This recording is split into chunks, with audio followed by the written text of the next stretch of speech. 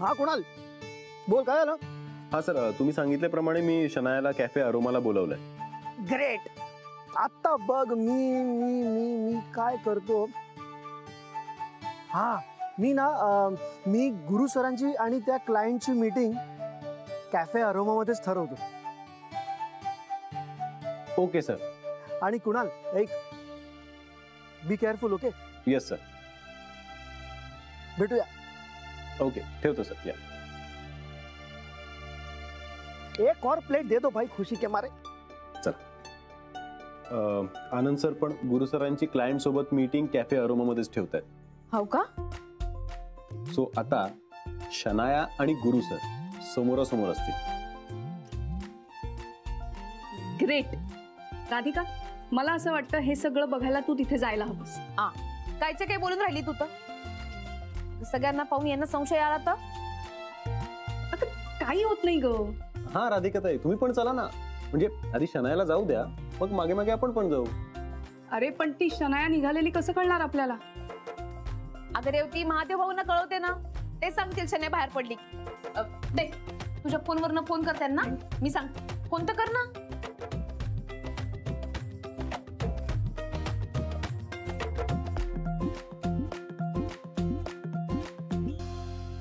हा हॅलो महादेव भाऊ, मी राधिका बोलून राहिली.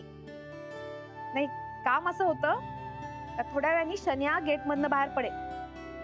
गेट मधनं बाहेर पडली ना का लगेच मला कळवा. मी इथे रेवती ताईंकडे. हा, यांच्या मोबाईल वरतीच कळवा. हो, ठेवते. फोन करणार आहेत ते. ग्रेट.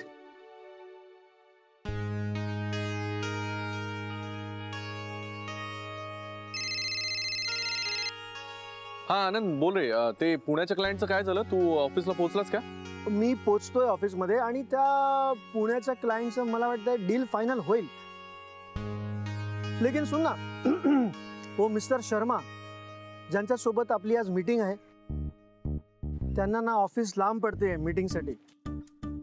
सो ते विचारत होते की आपण जागा बदलू शकतो का, आपण मीटिंग प्रीपोन करू शकतो का. हा, एक काम कर ना, तू जेनी बरोबर एकदा बोलून घे आणि तिला सांग कोऑर्डिनेट करायला. हा, मी विचारलं जेनीला, तिने सांगितलं बाकी काही अपॉइंटमेंट्स नाही आहेत. हा, मग cool, whatever is convenient with them. तू बोलून घे एकदा.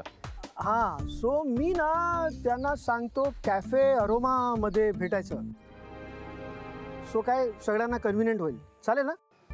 ठीक आहे, मला काही प्रॉब्लेम नाही. सो त्यांना विचारून मी तुला वेळ कळवतो. ओके.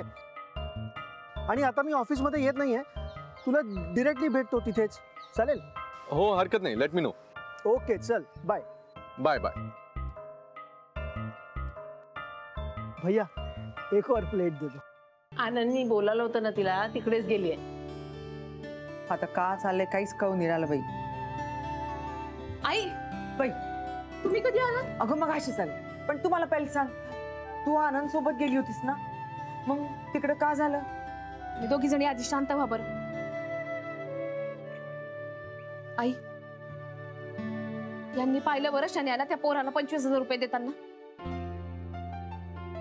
बर झालं. मग गुरु का म्हणला? मग खूप मोठं भांडण झालं असेल ना? नाही म्हणजे गुरुनाथ काहीच बोलला नाही तिला? नाही ना आई, नाही म्हणजे ते मीटिंग मध्ये होते ना, म्हणून त्यांना काही बोलताच नसेल आलं. नाही पण जबरदस्त धक्का बसला असणार त्यांना. आता घरी येऊन काय बोलतात ते खरं. यावेळी एवढं सगळं कळूनही जर का गुरुनाथनं तिला माफ केलं ना, तर मीच कान धरते गुरुनाथचा. आई, आनंद भाऊजींनी काय सांगितलंय? आपण मध्ये पडायचं नाहीये, आपण शांत राहायचं. हे सगळं आम्ही निघायचं त्याच वेळेला घडावं. हा म्हणजे तुम्ही काय वापस जाऊन राहिला? हो ना, मग आता किती दिवस राहावं बरं आम्ही इथं? यायची सगळी कामं तिकडे नागपूरला खोळंबून पडली आहेत. याही नाही बरं नाही वाटत ग. मित्राच्या घरी तरी किती दिवस राहायचं सांगा बरं? बरं दिसतं का? अहो पण मग इथे या ना. नानीजी यावेळी जातो, मग वापस येतो. आमच्या बाईंना गरज लागली की आम्ही आहोत ना त्या पाठीची. पण नानीजी तुम्हाला पण माहित आहे की नाही, तुमचं का आमचं का सगळ्यांचं सारखंच आहे नाही का? आपलं गाव आपलं घर सोडून दुसऱ्या इकडे कुठे राहायला गेलो तर करमतच नाही बाय. यायनं तर अजिबातच करमत नाही. नागपूर सोडून गेले की चैनच नाही पडत ना. आणि बाबा कुठे? नाही अथर्व शाळेत आला ना का सारखा विचारत राहील आजोबा कुठे आहेत, आजोबा कुठे आहेत. नागपूरला गेले तर मला सांगून काऊन नाही गेले विचारेल की नाही? अगं का झालं माहितीये का, त्याचं काहीतरी काम होतं म्हणून परत परत ते स्टेशनात गेले. मी म्हटलं चला बा आपण तरी भेटून येऊ बा. हा बरं केलं. बरं ठीक आहे, तुम्हाला आता स्टेशन पर्यंत सोडायला आहे. खाऊन ग. काऊन काय? तुमच्या सोबत यायला नको? नानीजी जाऊ ना. अगं विचारायचं काय त्यात, जा ना कुशाल. आणि ते आता गावाला जायला निघालेत ना, डबा दे बांधून त्यांना. त्याही सगळी तजवीज केली आम्ही, तुम्ही काही काळजी करू नका. चल बाई राधिका, निघतो आता आम्ही. फोन करायचा बरं, रोज एक तरी फोन तुझा आला पाहिजे. काळजी घे स्वतःची, आम्ही आहोतच. नानाजींना सांगा विचारले म्हणून. हा हो, आणि आता त्यांच्या वतीने मी सांगते तुम्हाला, पुढच्या वेळेला आलात ना की मुक्कामाला इथेच यायचं, दुसरीकडे कुठेही जायचं नाही. आणि गुरुनाथच्या बाबांना सांगा इथे येताना संकोच नाही करायचा, तुमच्या बहिणीचं घर आहे असंच समजा म्हणावं. पण गाडीची वेळ झाली का? हो, झाली ना म्हणून तर काही राहू दे आता, झाला. चल बाई येते या नानीजी. पुन्हा. हो. हा. आणि काळजी करू नका, आम्ही आहोत. हो कुणाल सॉलिड आहेस. शनायाची पार विकेट गेली असेल गुरुनाथ समोर. हो ना मॅम, तिला काय बोलावं सुधरतच नव्हतं. आता गुरुनाथच्या मनात संशयाचं बीज पेरलं गेलं असेल, हो हो हो, नक्कीच. आणि आता हा संशय वाढेल असं काहीतरी करायला हवं आपल्याला. या या. एक दिवस हे सगळं गुरुनाथ समोर येईल. हो मॅम, म्हणजे एक सांगू, मला ना शनायला त्रास द्यायला खूप मजा येते, पण आपल्या राधिकाताईंसाठी समाधान वाटतंय. त्यांना जस्टिस मिळू दे. एका पॉइंटला तर मला असं वाटलं होतं की जाऊन गुरु सरांना सरळ सगळं सांगून द्यावं की बघा ही मुलगी असं फसवतंय तुम्हाला, हिने माझ्यासोबत पण असंच केलंय. पण तसं करून चालणार नाही आता. काय हो हो, हॅव पेशन्स. या या डेफिनेटली. इनफॅक्ट मी आता आनंद सरांच्याच कॉलची वाट पाहतोय. पुढची मूव्ह काय त्याच्यासाठी. सो मॅम मी तुम्हाला नंतर कॉल करतो. आनंद सरांचं वेटिंग वरती आहे. Okay okay okay, bye. Bye bye bye. Hello. हाँ सर. गुड जॉब मेरे बच्चे. अब आगे सुन क्या करना है. हुकुम मेरे आका, बोलिए. मज्जा केली हा. आता तू शनायाला सांग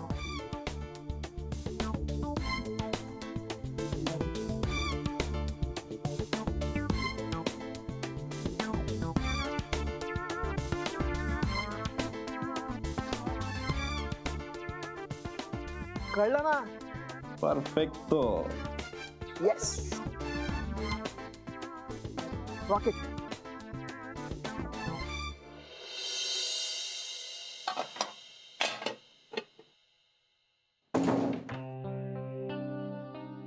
हाय. दे चहा घेणार आहेस? नाही, मी जेवेन डायरेक्टली. ओके.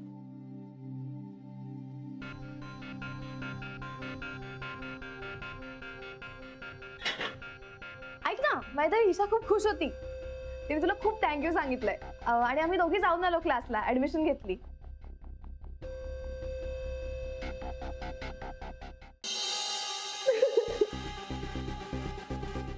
काय झालं रडायला? माझ्या आईला ऑपरेशन सांगितलंय घ्यायची. कसलं ऑपरेशन?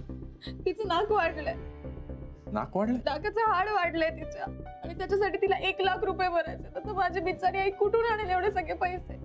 काहीतरी व्यवस्था होईलच ना. या मुलीसाठी मी माझा संसार मोडला आणि ही मलाच फसवते. पैसे हवे होते तर सरळ मागायचे ना. आईच्या आजारपणाचं कारण का दिलं हिने?